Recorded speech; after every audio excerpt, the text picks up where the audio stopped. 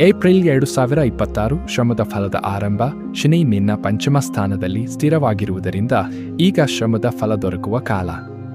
ಏಪ್ರಿಲ್ನಿಂದ ಕೆಲಸದಲ್ಲಿ ಗೌರವ, ಆರ್ಥಿಕ ಪ್ರಗತಿ ಪ್ರಾರಂಭವಾಗುತ್ತದೆ. ಹೊಸ ಅವಕಾಶಗಳು ಬಾಗಿಲು ತಟ್ಟುತ್ತವೆ. ಉದ್ಯಮಿಗಳಿಗಿದು ವಿಸ್ತರಣೆಯ ಸಮಯ.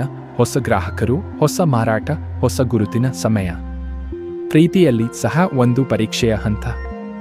ಆದರೆ ನಿನ್ನ ತಾಳ್ಮೆ ಎಲ್ಲವನ್ನೂ ಸರಿಪಡಿಸುತ್ತದೆ. ಕುಟುಂಬದಲ್ಲಿ ಹಿರಿಯರ ಆರೋಗ್ಯದ ಕಡೆ ಗಮನ ಕೊಡು. ಮೇ 2026 ಗುರುನ ಆಶೀರ್ವಾದದ ಕಾಲ. ಗುರು ವೃಷಭ ರಾಶಿಯಲ್ಲಿ ಅಷ್ಟಮ ಸ್ಥಾನದಲ್ಲಿ ಇದ್ದರೂ ಮೇ ತಿಂಗಳಿಂದ ನಿನ್ನ ಧನ ಮತ್ತು ಭಾಗ್ಯ ಬಲವಾಗುತ್ತವೆ. ನಿನ್ನ ಉಳಿತಾಯಗಳು ಹೆಚ್ಚಾಗುತ್ತವೆ. ಹಳೆಯ ಸಾಲಗಳು ಕಡಿಮೆಯಾಗುತ್ತವೆ. ದೀರ್ಘಾವಧಿ ಯೋಜನೆಗಳಲ್ಲಿ ಯಶಸ್ಸು ಕಾಣುತ್ತೀಯಾ? ನೀನು ಆರ್ಥಿಕ ಸ್ವಾತಂತ್ರ್ಯದ ಕಡೆ ಹೆಜ್ಜೆ ಹಾಕುತ್ತೀಯಾ?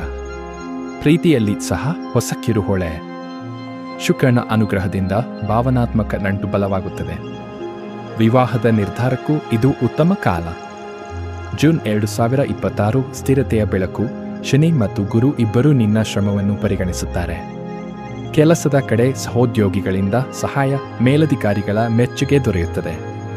ಆದರೆ ಆರೋಗ್ಯದಲ್ಲಿ ಸ್ವಲ್ಪ ಜಾಗ್ರತೆ ಅಗತ್ಯ. ನಿದ್ರೆ ಮತ್ತು ಆಹಾರ ಸರಿಯಾಗಿ ನೋಡಿಕೋ. ಧನ ಭಾಗ್ಯದಲ್ಲಿ ಚಿಕ್ಕ ತಡೆಗಳು ಇದ್ದರೂ ಲಾಭ ಖಚಿತ. ರಾಹು ಹೊಸ ಒಪ್ಪಂದಗಳು ತರಬಹುದು, ಆದರೆ ಅದರಲ್ಲಿ ಸಂಪೂರ್ಣ ಸ್ಪಷ್ಟತೆ ಇರಲಿ. ಜುಲೈ 2026 ಬೆಳವಣಿಗೆಯ ತಿರುವು. ಈ ತಿಂಗಳು ನಿನ್ನ ಜೀವನದ ಪುನರುಜ್ಜೀವನದ ಕಾಲ. ಹೊಸ ಅವಕಾಶಗಳು, ಹೊಸ ವ್ಯಕ್ತಿಗಳು, ಹೊಸ ಆಸೆ. ಪ್ರೀತಿಯಲ್ಲಿ ಅರ್ಥ ಮಾಡಿಕೊಳ್ಳುವ ಶಕ್ತಿ ಹೆಚ್ಚುತ್ತದೆ. ವಿವಾಹಿತರಿಗೆ ಸಂತಾನ ಭಾಗ್ಯ ಸಾಧ್ಯತೆ. ಉದ್ಯೋಗ ಬದಲಾವಣೆ ಆಲೋಚನೆ ಇದ್ದರೆ ಇದು ಅತ್ಯುತ್ತಮ ಸಮಯ. ನಿನ್ನ ಆತ್ಮವಿಶ್ವಾಸ ತಾರಕಕ್ಕೇರಿದೆ. ಎಲ್ಲರೂ ನಿನ್ನ ಮಾತು ಕೇಳುತ್ತಾರೆ.